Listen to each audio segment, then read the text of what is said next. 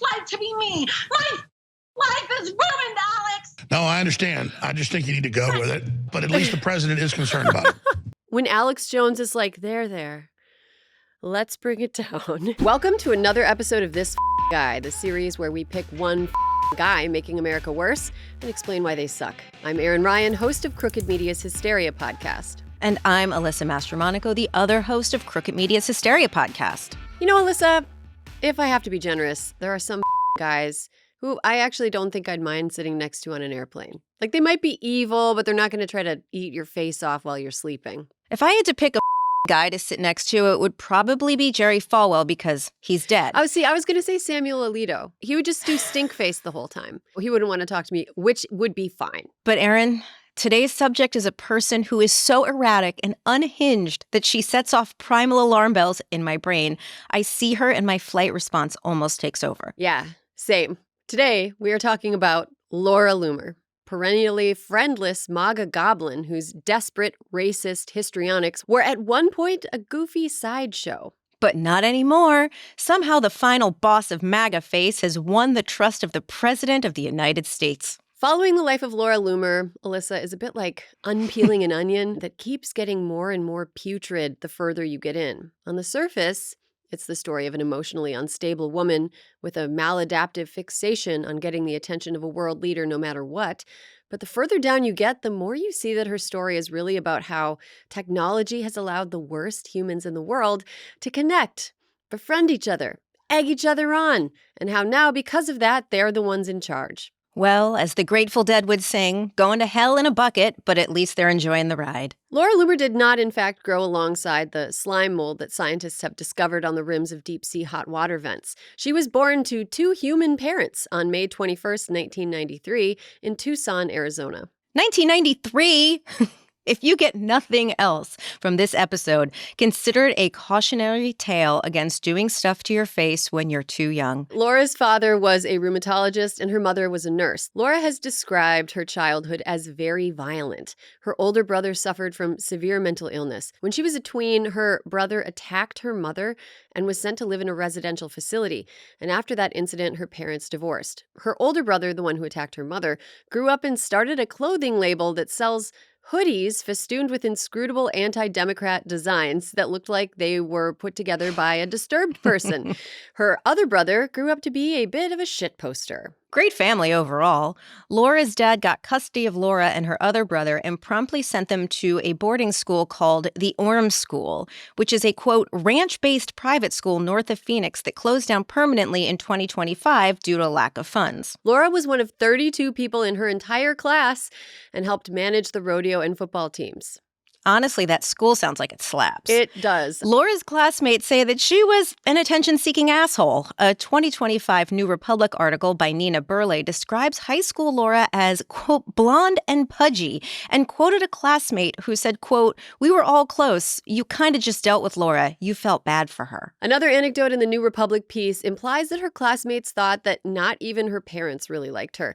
She had to have surgery at one point, and nobody came to take care of her, even though Tucson was only a few hours away. Somebody else's mom helped her recover instead.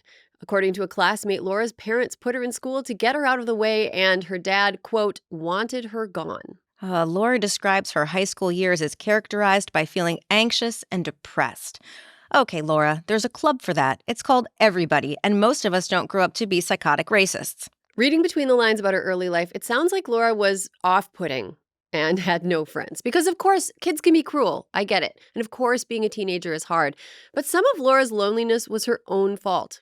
Most of it, actually. For example, she once screamed at two Turkish exchange students that they were terrorists when they were trying to pray. She was also a big John McCain fan, which is crazy to picture given how if John McCain were alive today, next to a mainstream Republican, he would look like Elizabeth Warren. After graduating from the high school where nobody liked her for totally understandable reasons, Laura moved across the country to attend a college where nobody would like her. Mount Holyoke, of all places. No fact unearthed in the research of a fucking guy has ever shocked me more than Mount Holyoke. Mount Holyoke, one of the top 30 liberal arts colleges in the United States, attended by Emily Dickinson, Chloe Zhao, and Laura Loomer. Bet you'll only find 2 of those names on an admissions brochure. Absolutely. Unsurprisingly, Laura had a bad time at Mount Holyoke. I don't know what she expected.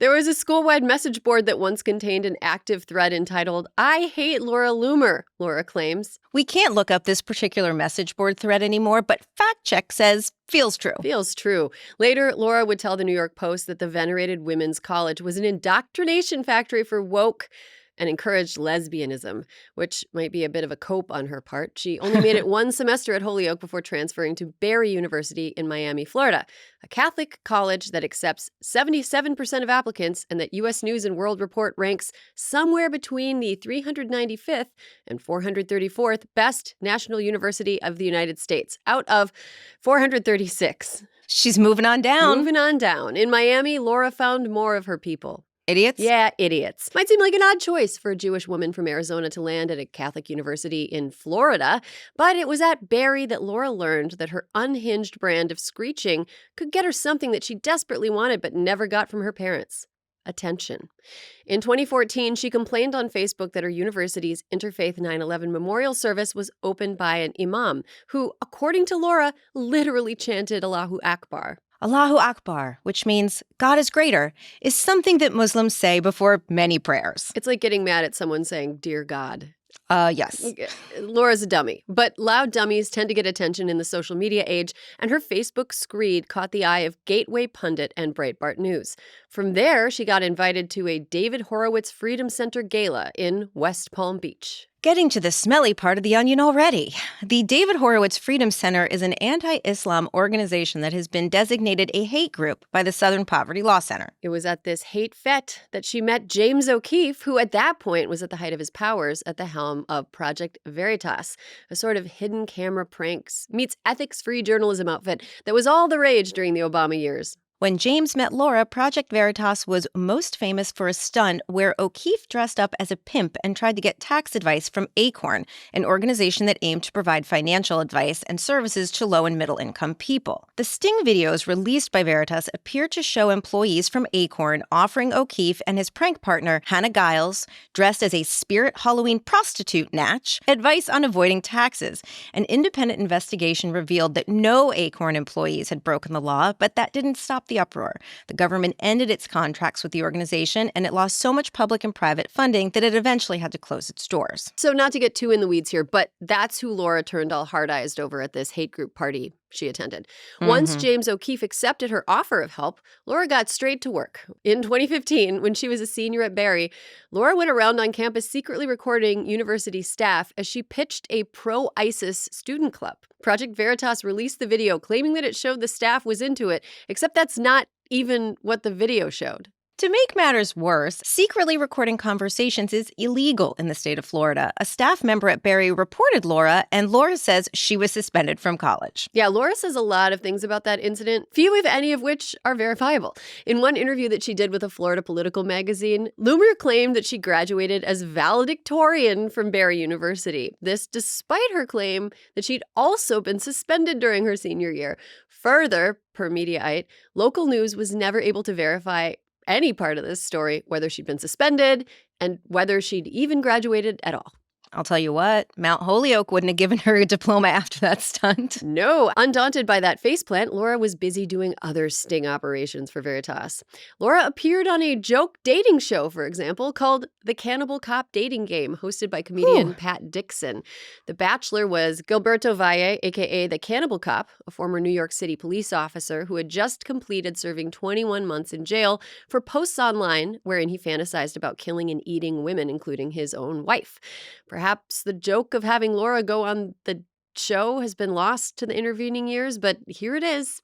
Tell us about yourself, Laura. What do you like to do? I love politics. Yeah? I love Donald Trump. Just having a good time. Oh, you're a catch right there. Would you say you're most like a spicy enchilada, a zesty sauce, or a good old-fashioned beef curtain sandwich with cheddar? It would be a zesty sauce because I would hit the spot, but then I would have you coming back for more later. Saucy way you have us sitting there, too. And it would be a really wet sauce. So Ew. Ugh. Ew. It's fucking gross. During the summer of 2016, Loomer, occasionally alone and occasionally with accomplices, attempted multiple times to trick Hillary Clinton campaign volunteers into violating campaign finance laws. In one instance, a woman claimed that her parents had maxed out 2,700 donations each and sought to route more through her. In another instance, Loomer told a campaign volunteer that she was Canadian and needed to falsify her address in order to make campaign contributions. They never did trick the Clinton people into doing anything illegal, but they sure tried. While Laura Loomer is often compared to the bad guy from the Saw horror franchise because she's mutilated her face in a way that looks like him, the plots she cooks up never equaled the demented genius of Jigsaw. In fact, her plots rarely, if ever, rose above first pitch for a bad Scooby-Doo episode. Her thirsty Clinton antics were no different. For these stings, Loomer and her crew used aliases like Allison Holmes, Jess Koski, and Jess Jones. All the aliases that the Veritas squad gave the Clinton campaign were linked to the same phone number, which was tied to a conservative student group. Further, photos identified Loomer wearing a Clinton baseball cap at an Iowa event. None of the Veritas videos attempting to gotcha the Clinton campaign really cut through to anybody who didn't already have Clinton derangement syndrome. But Loomer talks about them like she was out there exposing the truth like MAGA Ronan Farrow. The Clinton campaign even told reporters that they knew something was going on while the attempted sting operations continued. The gig was up, but Laura kept trying. Can't believe Project Veritas never won a Peabody. On Election Day 2016, Loomer showed up in a burqa to a New York polling station and asked for a ballot under the name Huma Abedin. There's that trademark Loomer subtlety. Loomer was never issued a ballot, and she wasn't allowed to vote. Did that stop Loomer from claiming that the interaction proved that voter fraud was easy? No, it didn't. Oh, it's funny because if she hadn't chosen as her alias the name of Hillary Clinton's top aide, who was at the time a well-known public figure, she would probably have had a better chance at success. Laura also once put a burqa on the Fearless Girl statue on Wall Street. Not sure what point she was trying to make there. But the goofiness of Laura's investigative journalism was partly why she kept making headlines. Alyssa, do you remember in the early 2010s when there was a scary clown showing up in Brooklyn's Greenwood Cemetery? It's the stuff of nightmares. But you remember that, right? Of course I do. If that scary clown had just been a guy in civilian clothes popping out from behind graves, it might have just been a local story, but it was the clown costume that really helped it go national. And I think that explains Laura Loomer. Right. Laura instinctively knows that the best way to get attention is to go full evil clown. Absolutely. Still, Laura found time in her busy professional clowning schedule to make a fool of herself in social settings, too. Like in this video from 2016 where she's seen hitting on eco-fascist, didn't know that was a thing, Michael Ma at a nightclub. Your hair and your eyes look so good. You're, like, beautiful. Thank you. You're Aryan, too. I know, but I'm Jewish. It's okay. The Nazis hate me. It's fun. The alt-right people want to put me in a gas chamber because they're obsessed with the Jews. I think they're just memeing on you, but it's okay. I know. They're just jealous because I have big tits and an Ashkenazi IQ. Yes, that's what it is. Yeah. You got it. I'm going to tell you a secret. Like, do you know so many people in this movement who preach trad life are, like, fucking people on the side and, like, cheating on their partners? That's so bad. Like, they're not even, like, really trad life. Like, she is an absolute total fucking train wreck. She is a black hole of game. Like there is no, like... No. We know it's 2016 because that's her original nose. In 2017, Laura left Project Veritas to join Rebel Media, a Canadian conservative outlet that has also been the landing latrine for such media shit stains as Gavin McInnes and Lauren Southern. Deeper into the smelly onion we go. Rebel was Laura's first big girl job, meaning she didn't need to go around wearing silly costumes as though she was being publicly shamed for coming in last in her fantasy football league. She had one moment while employed there that broke through the noise, and that was when she disrupted the Shakespeare in the Park production of Julius Caesar that depicted a Trump-like figure being assassinated. Laura shouted and stormed the stage in protest. During Friday evening's performance, Laura Loomer stormed the stage, interrupting the performance, denouncing the depiction of violence against the right. And following the interruption, Loomer was in fact arrested by the NYPD. She joins us now. This has been really important to me because the left has systematically and programmatically used free speech and artistic expression as a pretext to incite violence against the right and promote the assassination of President Donald Trump. And that's really problematic. Shakespeare once said that violent delights lead to violent ends, right? And so when you're going to delight in the assassination of our president, it's going to have a violent end. So as we watch this, we're probably thinking the same thing that a contemporaneous New Yorker piece quoted a bystander as saying, "Who is this crazy bitch?" But the incident, which ended with Laura being booked on misdemeanor trespassing and disorderly conduct, was huge for Laura Loomer. Hours after the echoes of her shrieks had died down and she was released from police custody, Laura met a member of the Proud Boys and then MAGA dung beetle Jack Posobiec for dinner, where, according to The New Yorker, the trio sat together staring at their phones. Not only did the stunt get the hashtag #FreeLaura trending on Twitter, it turned her into the main character. Screaming loudly enough for strangers to ask who this crazy bitch was proved to be Laura's bread and butter. The Shakespeare in the Park incident thus planted the seeds for a chapter in Laura's life that would surprise the people who thought Laura Loomer was just an attention-seeking Islamophobia jester. Laura was going to show them all. But first, she was going to embarrass herself again. In early August, she claimed that somebody had slashed her tire, and whoever had slashed it had done it because she'd been doxxed. The left was out to get her and her tire. Interesting story, but Twitter users were quick to point out that actually that tire just looked like it was a rotten tire that hit something and blew up, maybe. In response, Laura posted one of the greatest flounce tweets of all time. "If you won't stand with me, then I won't stand with you. I'm not going to defend people I disagree with when they won't defend me and my tire." Justice for her Me tire. and my tire. I'm getting ahead of myself, but why didn't she call her book that? Me and my tire. Alas, Laura's rebel media job would only last a few weeks beyond the day that people failed to defend her and her tire. She resigned from the company in September, reporting hints that Loomer quit because she wasn't a good fit for that place. Oh my God. No. Basically, once again, unlikable Laura was not liked. Something interesting about her leaving Rebel Media is that the month before was the Unite the Right rally, which, as most of us remember, devolved into what can best be described as a few hoods shy of a full-on Klan march. Loomer, who is Jewish and regularly scream-tweeting about anti-Semitism from the left, didn't have anything to say about her employer's favorable coverage of the march organizers, or the fact that one of her colleagues appeared on a Daily Stormer-produced podcast after the incident. I'm just pointing that out. She didn't seem to have a problem with the Nazi-adjacent people she worked for or with. Could it be? Could it be that Loomer uses anti-Semitism as a cynical weapon to wield against people who aren't personally paying her money? Who are we to say? We should also take a moment, now that we've arrived in 2017, to say goodbye to Laura's birth nose. See you at the crossroads, buddy. The man responsible for Laura's face, Dr. Joseph Pober, was called the far-right's favorite plastic surgeon by Forward in 2017. So is that who's responsible for Mar-a-Lago face? That and, new theory, Donald Trump's declining eyesight and refusal to get glasses. Do you think if he could see clearly, he'd think these people look normal? I mean, Erin, he willingly seems to paint himself orange daily. Like, I don't know. Who are we to say? That's true. Laura didn't need a full-time gig to stay in the public eye. Her notoriety was basically self-sustaining at this point. Laura was not afraid to be pointed and laughed at. In fact, she seemed to seek it out. Her shameless quest for attention read like a pathology, an addiction. But that willingness to take it further than everybody else was about to get Loomer into trouble. Not clout-increasing trouble like when she got arrested for screaming at some actors. This trouble would threaten access to supply of her favorite drug, social media validation. Yeah, by late 2018, Laura's rampant Islamophobic hate-mongering had gotten her permanently banned from a handful of apps and platforms, including Facebook, Uber, and Lyft. The big kahuna came in November of that year when Twitter banned her for a series of hateful tweets about newly elected Minnesota Representative Ilhan Omar. Now, that wasn't the first time she'd said vile stuff about Muslims, but no matter how big the hay bale, there's always a last straw. Laura responded to this the way a mentally healthy and balanced individual would. She took up a hobby, learned a new language, did some solo traveling, and realized after a couple of weeks that she didn't actually miss the toxic dopamine cycle of social media at all.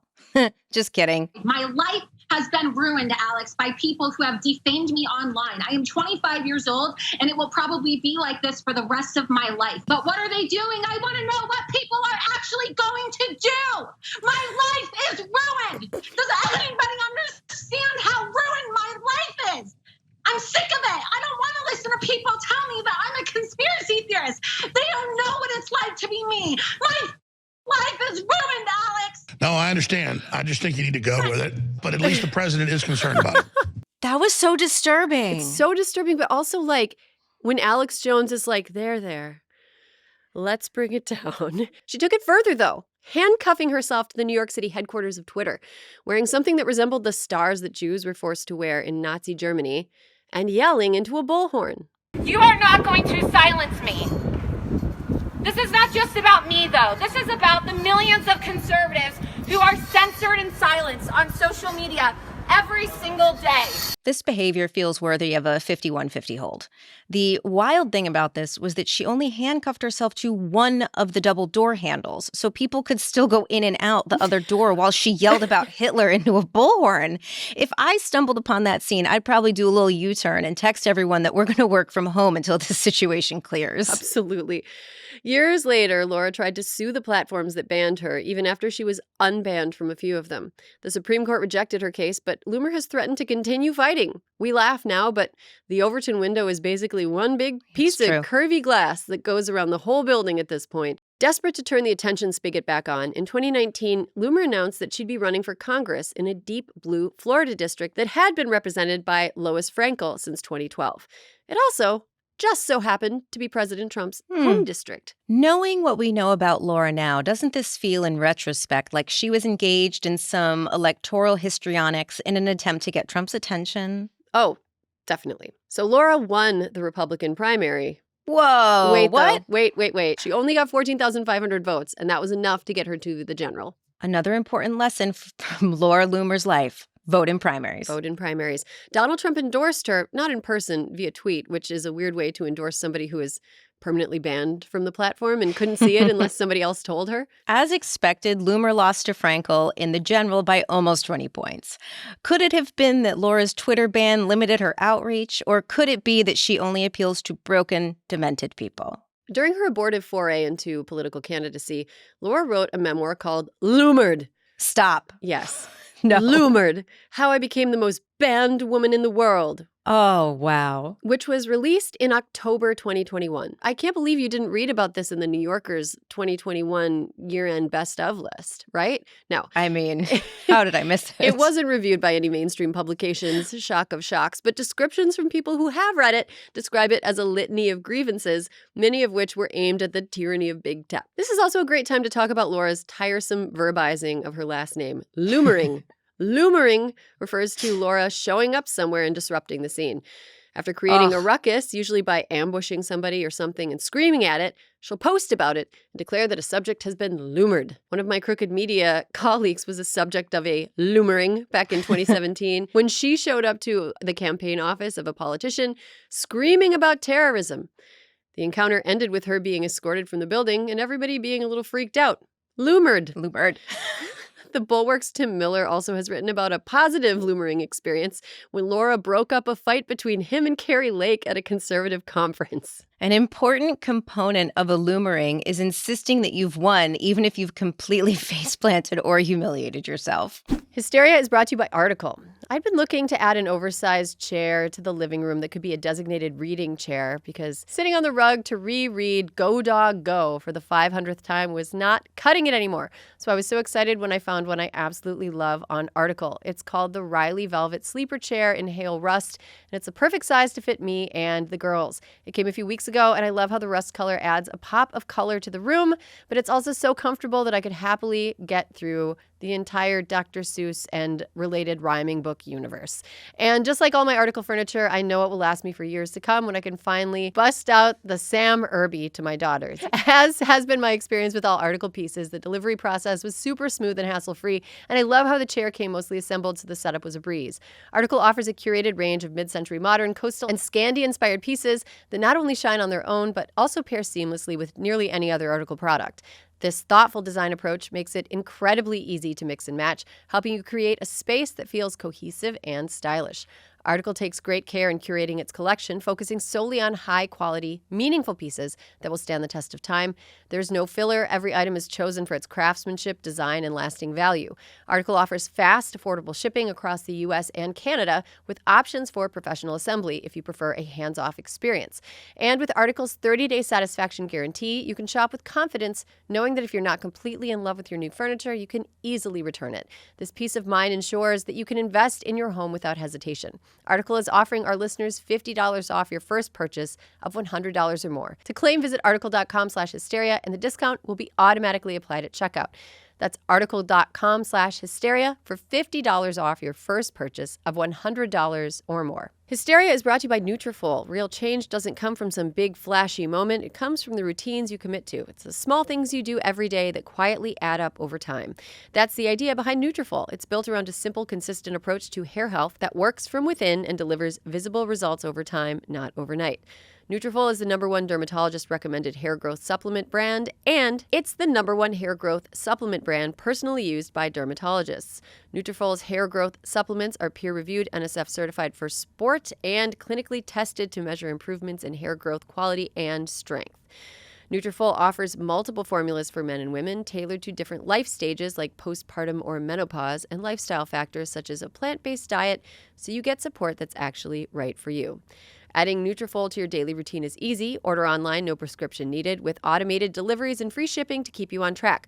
Plus, with a Nutrafol subscription, you can save up to 20% and get added perks like a free Headspace membership to support your hair health journey. Let your hair become one less thing taking up space in your head and see thicker, stronger, faster-growing hair with less shedding in just 3 to 6 months with Nutrafol. For a limited time, Nutrafol is offering our listeners $10 off your first month subscription and free shipping when you visit Nutrafol.com and enter promo code HYSTERIA10. That's Nutrafol.com, spelled Nutrafol.com, promo code Hysteria10. Laura ran for Congress again in 2022, this time challenging Republican incumbent Daniel Webster in Florida's 11th district. She lost the GOP primary that year by 7 points, but refused to concede. She blamed voter fraud and big tech interference for the L. Still mad about being banned. Loomer only missed a seat in Congress by 7 points. That's a tough abyss to stare into. During both of her campaigns, Laura was supported by a veritable pantheon of crooks and creeps. In addition to Trump's endorsement, which honestly could have been issued from a toilet, she had the support of Roger Stone, Matt Gaetz, Marjorie Taylor Greene. Starting to feel like this rotten onion in your analogy is more like a whole produce drawer full of liquefying aromatics. It is. And even though Loomer's political runs weren't successful, her fate was about to pivot again, thanks to Elon Musk's takeover of Twitter and willingness to let the site evolve from what it was, a sort of digital Times Square for better or for worse, into a creepy abandoned mall with a glitching loudspeaker that only plays slurs instead of music. That's because after literal years of whining about it, the self-proclaimed world's most banned woman was unbanned from Twitter in 2022.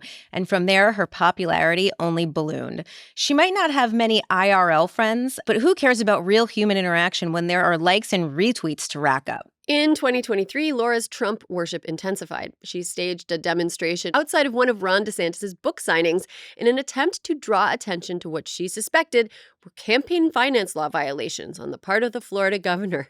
Being a stickler for campaign finance laws is not something I'd suspect from an ardent Trump supporter. Yeah, it's weird. Rules only count for my opponents. So according to one report, Loomer first met Trump a few months later when an oily MAGA kid named Paul Ingrassia brought her to Bedminster and facilitated their meeting. Like, he put her in his car. Gross. And brought her to him like she was a chair he'd bought on Facebook Marketplace. Paul and Gracia, so many gross, deeply gross people in this story. So Ingrassia brings Loomer to Bedminster.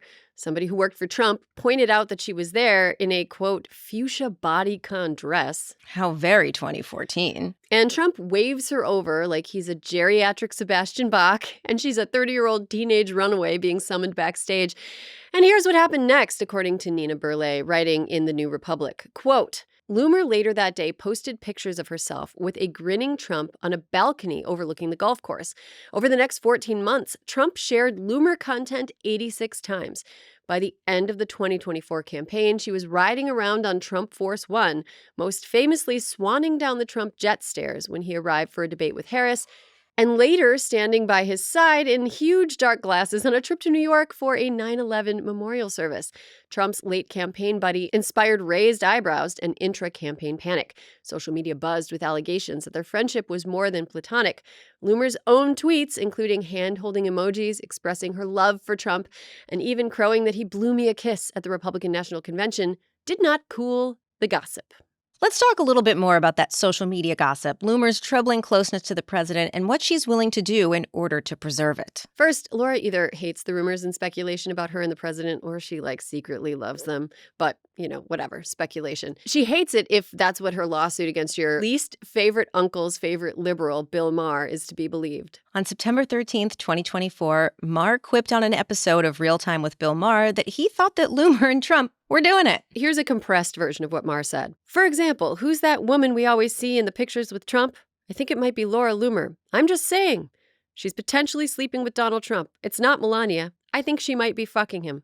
That's why she's always there. Maher might have thought that because 2 days prior on September 11th, Trump had inexplicably brought Loomer with him to a 9/11 memorial, and she'd been riding around on his plane with him a lot during that time. Didn't Loomer think that 9/11 was an inside job? Yeah, which makes him bringing her to a 9/11 memorial even weirder. And Maher might have thought that prefacing his statements with the phrase, I think, establishing that he was clearly stating an opinion, protected him from defamation suits, as the First Amendment protects people's right to express their opinions. Hypothetically, but Loomer and her legal team begged to differ. In October, Loomer filed a $150 million defamation suit against Maher and HBO over the remarks, claiming that they caused reputational damage that cost her a job in the White House. Loomer was represented by Larry Klayman, who is famously a fucking nut job, who has claimed that Black Lives Matter movement aimed to incite a race war, and who has been suspended by the DC bar in the past, and in November was issued a 2-year suspension from practicing law in Florida. Klayman kept shouting over Maher and interrupting during his deposition. Even apart from Klayman's theatrics, both depositions were a total shit show. Yes. In Loomer's deposition, she blurted out, seemingly for no reason, that Trump had told her that Senator Lindsey Graham is gay, and asserted that Marjorie Taylor Greene had Arby's beef sandwiches in her pants. I'm sorry, what? Well, in the deposition, Maher's lawyer was showcasing the hypocrisy in Loomer's argument that painting her as an adulterer did reputational harm by having her respond to things Loomer herself had said about other people's sexual history. By Loomer's own standards, the argument went, she was causing people reputational harm every single day via social media, which includes that weird thing she'd said about Marjorie Taylor Greene's vagina.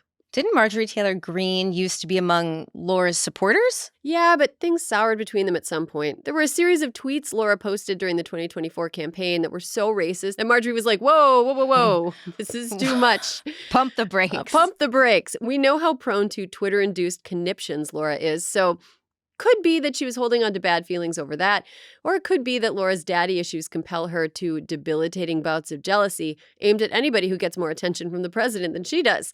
And Marjorie Taylor Greene's once stellar relationship with MAGA was something Laura saw as an obstacle to her ultimate goal of serving Trump like a worshipful lapdog. Loomer's deposition was supposed to be sealed, but somehow it got out to the public, which prompted Maher's lawyer to accuse Loomer of leaking it. Which is exactly the sort of thing that Laura Loomer would do. By January of 2026, the judge in the case was so fed up with all the shenanigans that he reprimanded both attorneys. HBO's lawyer apologized. Klayman did not, because of course he didn't. And the case is ongoing.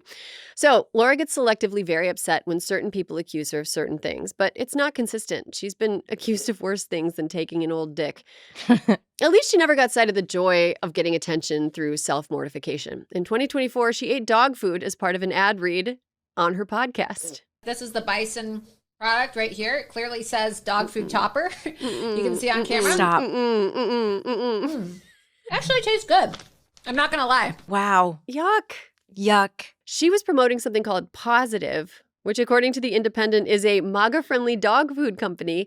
The outlet notes that it's not clear whether Loomer chose to eat the dog food on her own or if she was asked to eat it as part of the ad read. Wow, maybe we're doing our ad reads all wrong. Loomer has always kind of existed in the dilapidated basement of the American right, beneath the baseboards, alongside whatever the Republican equivalent of black mold is. And so she lives in an information ecosystem where the people positioned to be the most in the know also happen to be the most full of shit. Yeah, take, for example, Milo Yiannopoulos, a self-styled far-right nose tweaker who is, I must begrudgingly admit, sometimes pretty funny. Funnier on a bad day than J.D. Vance is on a good day, that's for sure. For context, Milo is bad. He was let go from Breitbart News in 2017 after videotape surfaced of him defending adult men having sex with teenage boys, citing laws governing pedophilia as an example of the left run amok. So This vanguard of moral judgment used to be pretty tight with Laura in the years when she was doing her little Project Veritas stunts until she was in her post-ban era, which is predictable. Toxic gay men love a chaotic straight woman with low self-esteem. And that's why Ann Coulter has a reliable gaggle of gay friends. Yes. So Milo and Laura were so close as recently as 2020 that he spoke at her campaign rally to celebrate her primary win. He spoke alongside Roger Stone, who, as usual, was dressed like a machine-cloned Willy Wonka that had come out with several extra chromosomes. Gavin McInnes was also there, looking like a graying ass crack. You're so good at adding color to history, Erin. Thank you.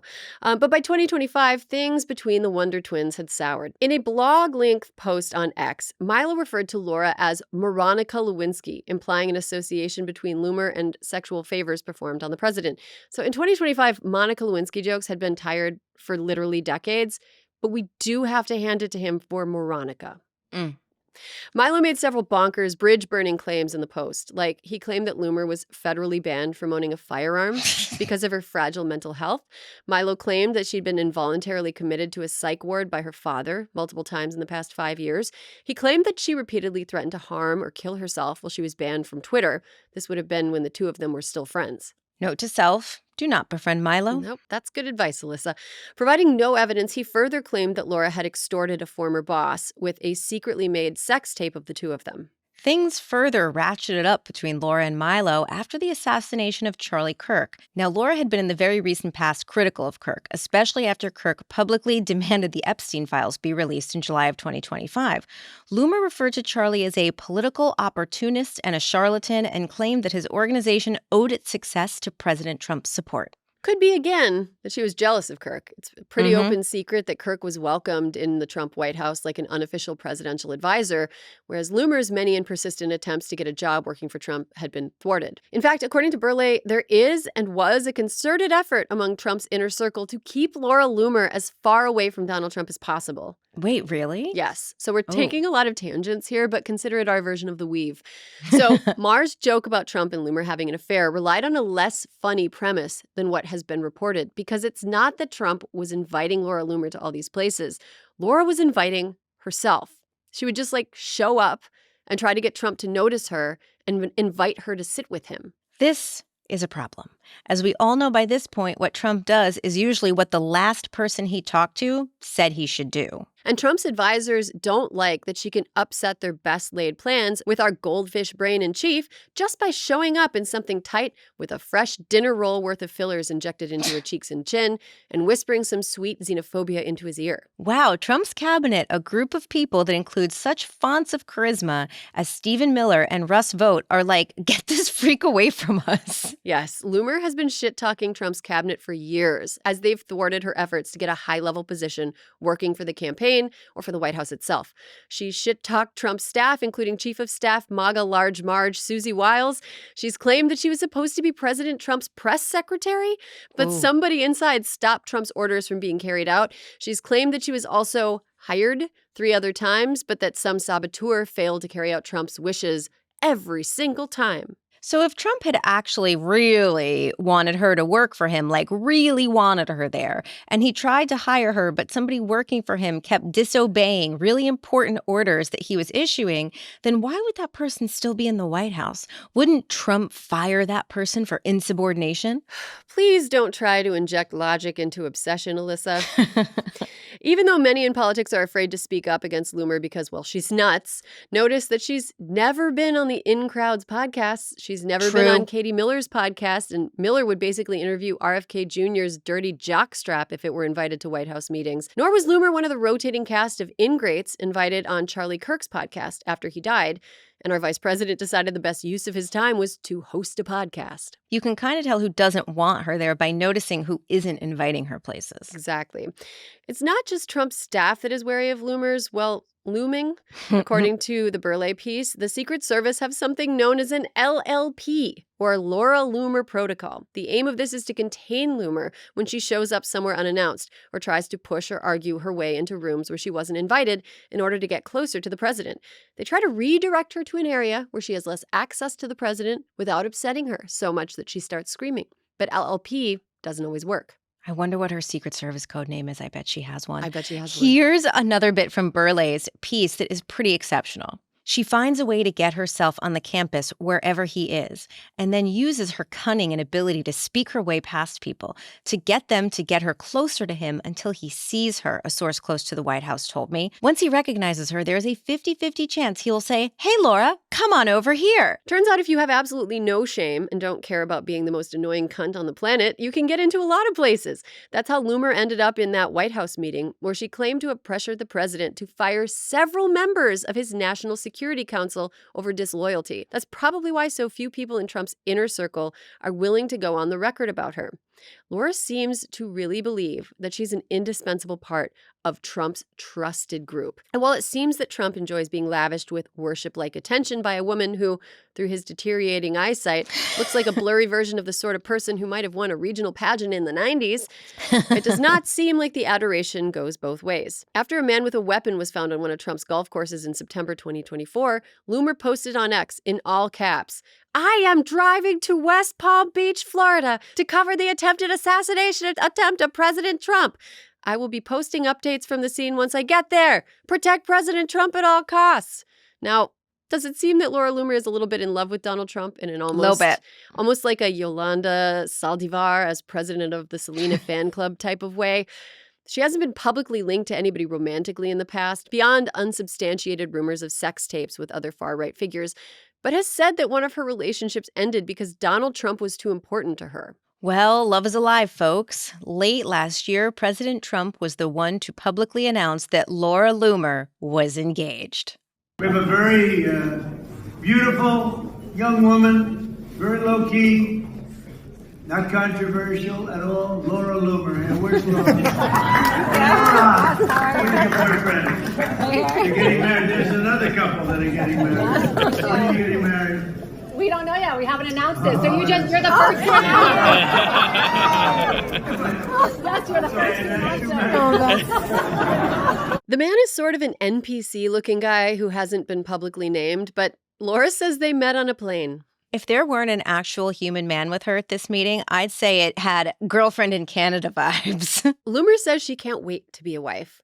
I'm so curious, Alyssa, I am so curious how the Trump administration is going to navigate the etiquette landmine field about how to turn down the invitation to that wedding, because you know Donald Trump is going to get invited. She's going to try to get that guy to... It's going to be centered around him. She's going to try to get him to like officiate or something, or walk her down the aisle or something. Absolutely, because that bitch is cuckoo. But if the president sees her for some reason, he's like, "Hey, come over here." He's probably one of the only people in the world to see Laura Loomer's face and think, "Oh, goody, this is going to be great." All right, so just to review, Milo and Laura are on the outs. Laura is finding new and innovative ways to get closer to her ultimate goal of sewing herself to Donald Trump's ass, despite staff efforts to keep her away from the president. Laura is furious at Charlie Kirk for the unforgivable crime of requesting the government stop protecting child predators. Then Charlie Kirk is killed. And suddenly, Laura does a 180. All that disloyal stuff Charlie said about Epstein, water under the bridge. Tell me more. Laura Loomer, Charlie Kirk's newest, biggest fan after his death, was suddenly a hawk for anybody who would disparage him. And Milo, later in 2025, would cross her again, this time by going on Tim Pool's podcast and implying that another right-wing ding-a-ling named Benny Johnson, who has a wife and children and represents himself as a traditional man, is actually a barely closeted gay guy who bangs dudes all the time. This vicious far-right infighting is like looking into a garbage disposal. It's so gross, Alyssa. It is just so gross. But during Milo's rant about Benny Johnson, Milo casually implied that Charlie Kirk was also messing around with men on the side within his marriage.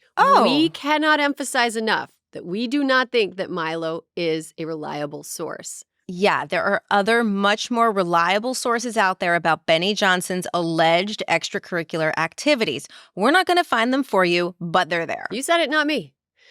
We're repeating what Milo said here, not so that you take it as gospel, but rather so you can understand the Milo-Laura fight, which is a good way to understand just how vicious right-wing fringe infighting can get, and how the class of person who engages in this sort of dirty business is now 1 degree separated from the nuclear codes. Very important point. Laura was so incensed by this Kirk slander that she came out guns a-blazing on Milo. On X, Loomer called Milo an illegal alien who is living in California with Dove Charney, when he's not living inside the Rome, Georgia residence of Marjorie Taylor Greene doing her dirty work. Just as a note, Dove is the founder of American Apparel. She further claimed that Milo was in a sham marriage with a man named John. She labeled him, quote, allegedly a visa overstay who is violating State Department policy by pushing out Holocaust denial and interfering in our elections by attacking Donald Trump and spreading malicious lies about Charlie Kirk, his wife, and Betty Johnson, plus a notorious drug addict who is faking cancer. And she tagged ICE in the post. Stop. Yes. Stop. Yes. She's an ICE caller. She has called ICE on people before. In November 2025, British Muslim journalist Sami Hamdi was detained by ICE at San Francisco International Airport during a U.S. speaking tour. He was released after 2 weeks. He says that Laura Loomer pressured DHS to detain him over his pro-Palestinian views.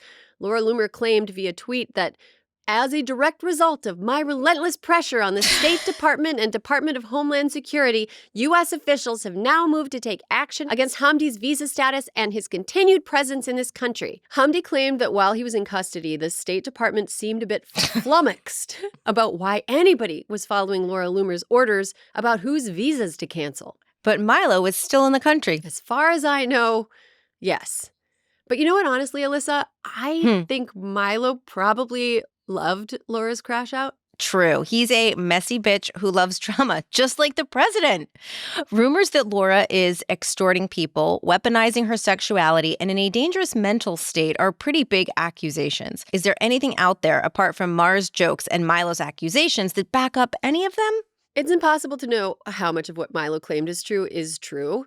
But we can verify a couple of things. First, it's actually true that Laura Loomer is banned from owning a gun. That comes from Loomer herself. She's posted about it on social media and even included photos of the letter she got from the state of Florida telling her she'd been denied a concealed carry permit. Wow. Yeah, Loomer's claimed in the past that there's a federal ban on her firearm ownership because of her political beliefs. But the truth is that people who are on the NCIS list, that's people who can't own guns legally in the U.S., they're allowed to find out exactly why they're on the list. Well, some of the reasons that a person might end up on the list are recent domestic violence convictions, felonies, or mental health concerns. I don't think anyone normal can look at Laura Loomer's body of work and think that person seems emotionally stable. I'd like to ask her to watch my plants when I'm away on vacation. She's been caught climbing the fence onto the grounds of the California governor's mansion wearing a sombrero. She's also been caught trying to sneak onto Nancy Pelosi's property and trying to vote as Huma Abedin. Yeah, and the sex-related accusations made against Laura aren't dissimilar from other rumors that have swirled around in the viper pit that is the fringe right-wing media and ping-ponged around Twitter.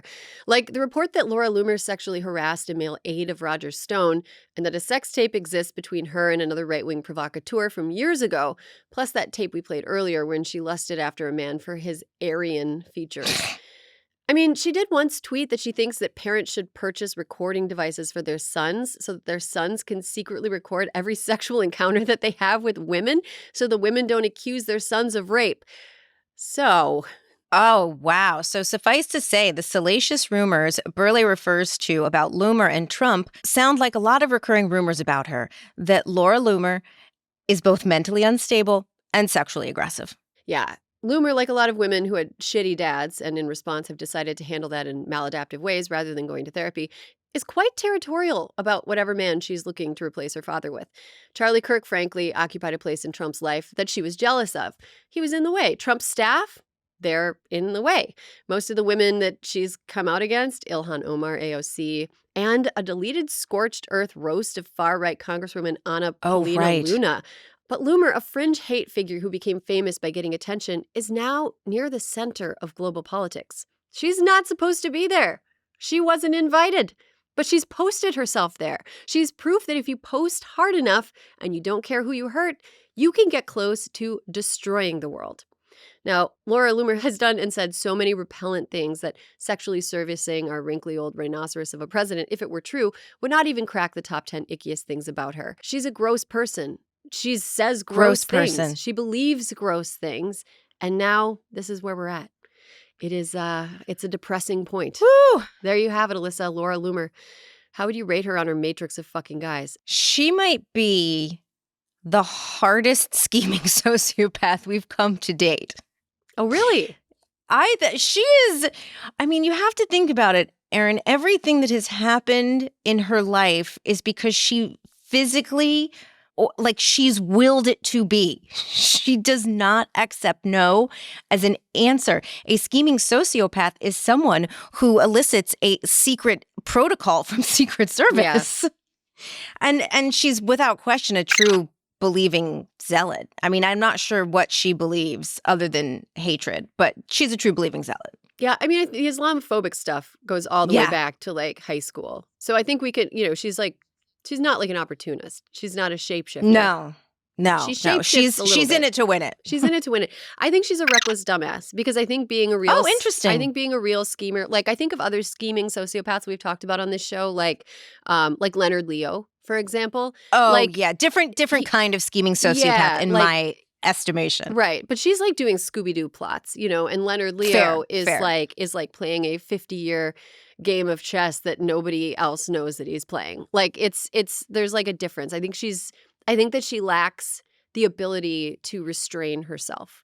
And I think that to me reflects reckless dumbassery. Get it? Yeah. Do you know companies now pay her to not tweet about them? Yes. She makes a lot of money not tweeting about certain companies. And no, to me, I'm like a little bit, I think that's like scheming sociopath. Like imagine extorting Fortune 500 companies or whomever it is that's paying her. And because she's such a menace to society. Yeah. Erin, that about wraps up the time we have for this episode of This Fucking Guy. If you like what you've seen, hit subscribe, share with your friends, leave us a comment if you've got an idea for a future fucking guy we should spotlight. This episode was written by me with an assist from Alyssa Mastromonaco. Caroline Reston is Hysteria's senior producer. All the rest of our credits, as well as links to our sources, like Nina Burleigh's piece in The New Republic, can be found in our show notes. Take care, be well, and log off. And fuck that guy.